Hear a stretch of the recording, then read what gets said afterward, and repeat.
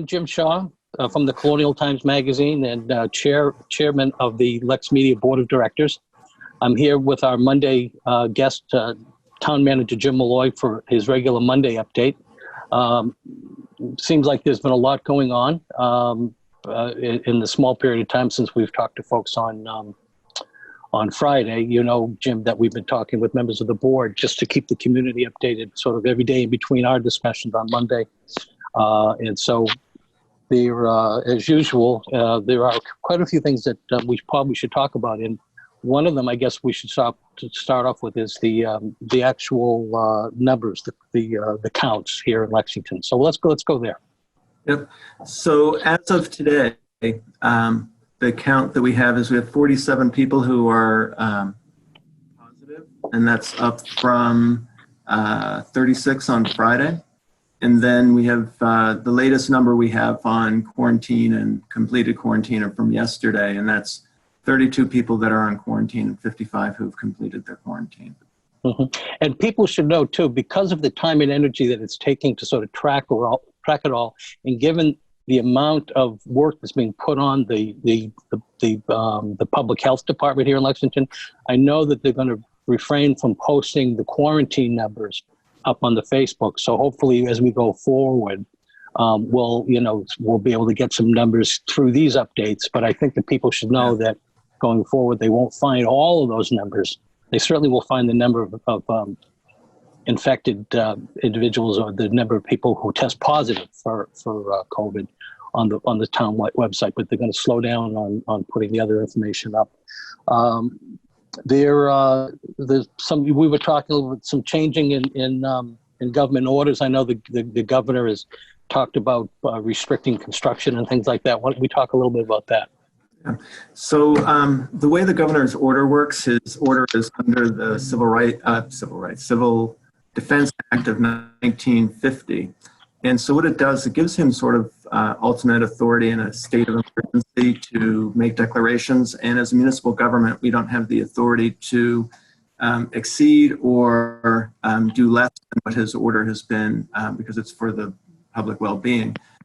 And as such, we hear a lot of people have contacted us about ongoing construction activity. And so we really can't go beyond what the governor has ordered. And part of that order that changed in this last week is that housing construction has continued to be allowed. It's been considered to be essential. And that for public construction and commercial construction, it's really, a lot of it seems to be limited to critical infrastructure, or that the contractors have to be using the practices that the Commonwealth has actually established.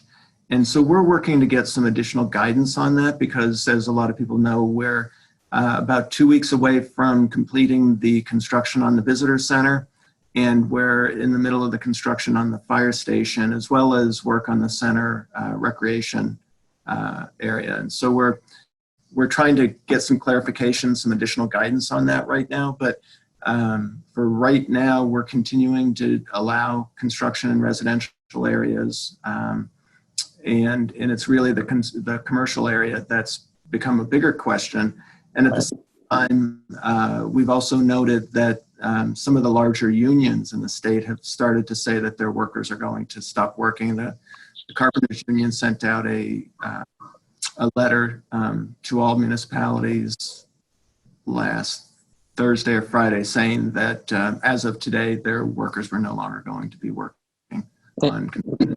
So there's going to certainly be some impact on construction projects going forward.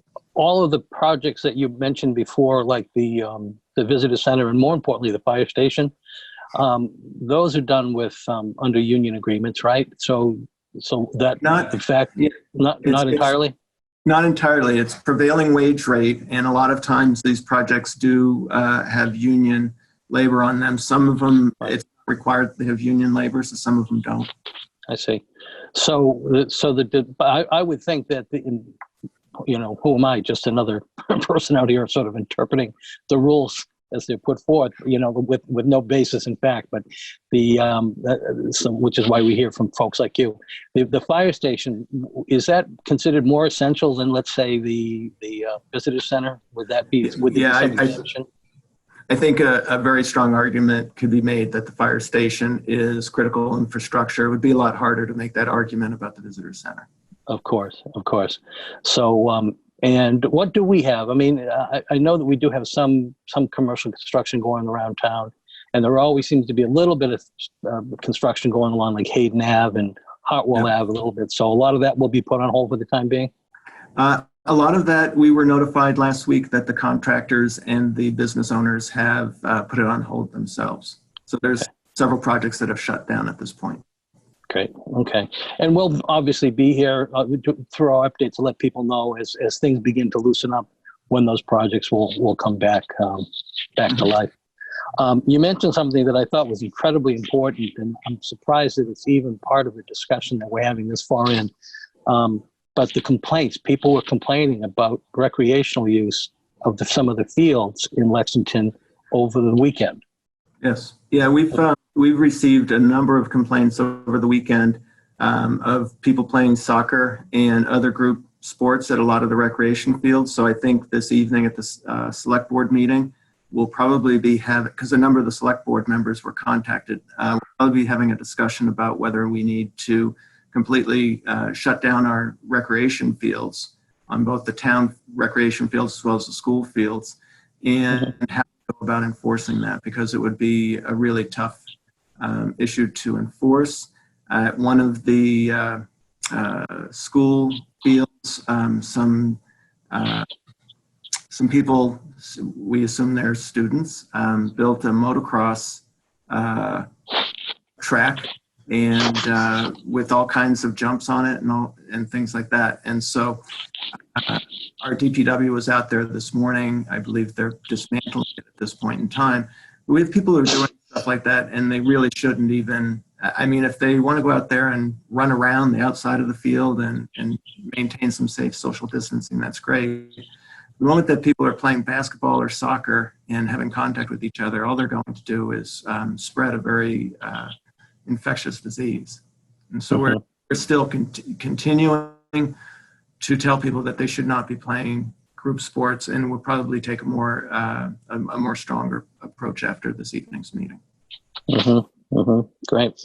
Well, I do hope that the select board acts to do something, because we can't continue to have this conversation every time we do an update, not just with you, but with some of the members of the board. We're finding that people are out there still doing, group sports. So in a town like Lexington, you'd think that we would get the message by now. Speaking about meetings like the select board, we were talking a little bit about town meeting. Town meeting, I know, was put off to a later date, and it'd be interesting to know a little bit more about where that stands at this point. Yeah, so it was put off until April 15th. The town moderator postponed it until that date. At the last select board meeting, we had a discussion with the town moderator and our town council, and all parties agreed that we should move forward with a virtual town meeting. And so there's a group of town meeting members and other people in the community, and select board member Joe Petto is working on it to put together, and in our IT department as well, what is the best format and that we can use, and platform that we can use to actually hold a virtual town meeting, how we can coordinate with all of the town meeting members to make sure that they have the technology available to participate and fully participate. And then what we're trying to do also is figure out what parts of the town meeting warrant could be put off for the fall town meeting, and then what needs to be done at the annual town meeting to ensure the continuity of our operations, and trying to make it as short of a virtual town meeting as possible, with as few votes as possible. So we're trying to do a lot of things as a consent agenda. Now, as a consent agenda, for the folks who are not familiar with the term consent agenda, that essentially you're going to try to aggregate a bunch of things together so that you can reduce the number of actual votes necessary. That's correct. And so we're trying to take all the things that typically don't get a lot of debate and aggregate those together. And any town meeting member has the ability to request that something be taken off of the consent agenda and voted on separately. So we're trying to err on the side of expediency, but also an ability to have a full discussion. And so if there are specific articles that between the moderator, the Appropriations Committee, Capital Expenditures Committee, and the Select Board feel that it should be on a consent item, but there's somebody who's a town meeting member who feels it should be pulled off, then those will be pulled off and voted on separately. Okay. And the ability to vote, I know that that I'm sure that's part of what Joe and other folks, Joe Pato and other folks are trying to work out to make sure there's a secure vote and there's a way to count it without any problems. So, correct. And there's already some online voting software that is available through the internet, similar to like this sort of a platform like Zoom that has been available for some time. And so other people have used it. And so they're taking a look at some of those different softwares that are already available. Yeah, well, right. And for folks who are familiar and becoming more familiar with Zoom, I mean, there's a simple thing, and I know it's probably too simple for a town meeting vote, but just a simple thing is there's a little button where you can push to quote unquote raise your hand. Yeah. So you can be acknowledged in a discussion. So it would make sense that there would be software out there. So, well, thank you to all of the folks, yourself and others who are doing that, trying to make sure that government stays together and operating, not just operationally, but in terms of votes and other things. I know you mentioned too that Zoom has worked out pretty well for certain things, and that you're looking to employ the use of Zoom meetings for essential boards and committees. Yes, so we have been using Zoom for a number of the boards and committees that have had to meet either because they're preparing for town meeting or that they have statutory obligations that require them to meet. But we still have other boards and committees. And to give you some examples, LexHab has had some concerns over some of their tenants' ability to pay rent, and they need to meet to have a discussion about that. The Bikeway Committee has had some concern about the overuse of the bikeway on the weekends and how we might be able to alleviate some problems, amount of traffic on the bikeway. And so they want to meet to have a discussion about that. And so as we've become more familiar with Zoom, what we're going to do is, I think over the next couple of weeks, start inviting some of those boards and committees that feel that they have something they really absolutely have to meet right now to provide a platform for them to go ahead and have their discussions. Okay, great. A couple of more quick topics. We were talking a little about financial impact, and I know that that's of a great concern to you, and I know you had a few things that you did want to say about that. So let's go there. The financial impact of COVID on our town. So we're pretty sure that we'll see a big drop in some types of revenues, specifically meals taxes and room taxes. Those will go down pretty significantly during the last quarter of fiscal year 20, which is the current year we're in, and it goes until June 30th. There are other taxes as well, because if people aren't buying new cars, which they're not doing right now, excise taxes tend to take a dip. And so, and then a number of other taxes. And there's legislation that was just passed that by option of the municipality allows us to extend when property taxes and other utility bills are due. And so we'll be doing a lot of those discussions and trying to figure out what we can do to provide some relief to residents and at the same time deal with the ongoing operational costs of the town. Our expenditures are down a little bit right now because a lot of our staff are working remotely, and a lot of the projects and programs we would otherwise be working on have slowed down a little bit.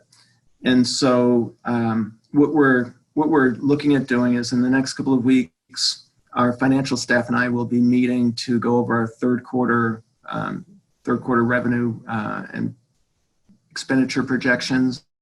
We put together a memo every year after the third quarter, and then also start projecting based on where we're at right now compared to where we were a year ago from now, and what we might extrapolate from that for the fourth quarter this year. And that's for the current year's budget, but we also feel that this is going to extend into, in effect, our fiscal year 21 budget that begins on July 1.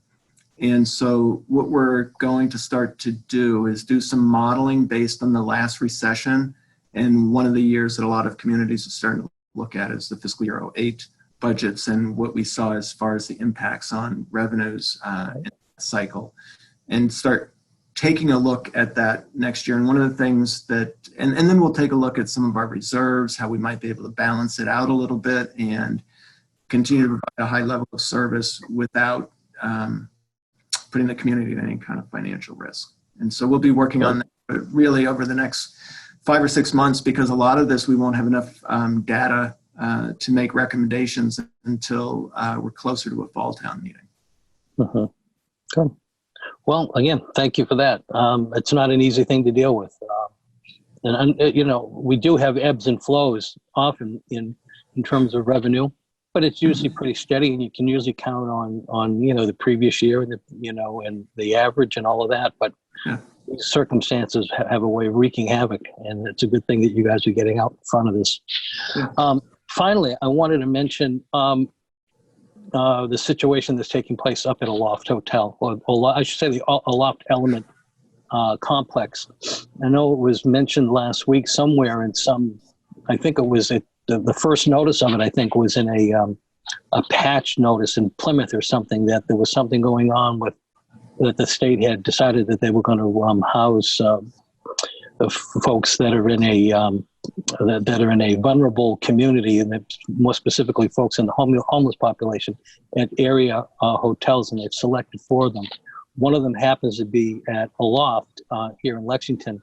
A Loft is also, I have spoken with the folks at a Loft, and they're also working with the National Guard, the Housing National Guard, the housing medical personnel and first responders and other folks that are sort of tied into this.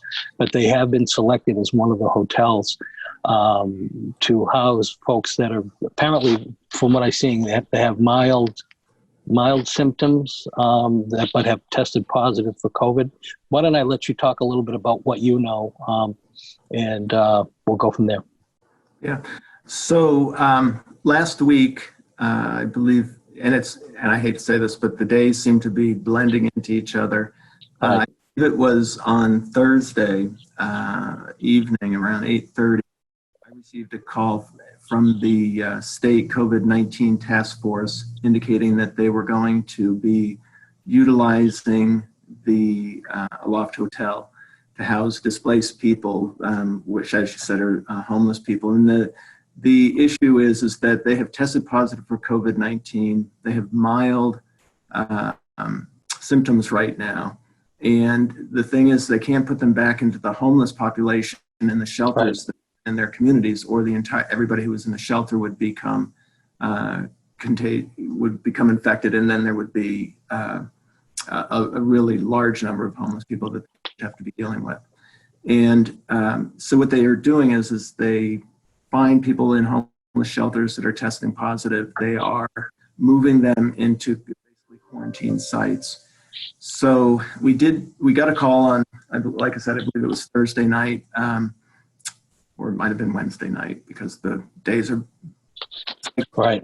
It's Monday, 7 days a week now. Right.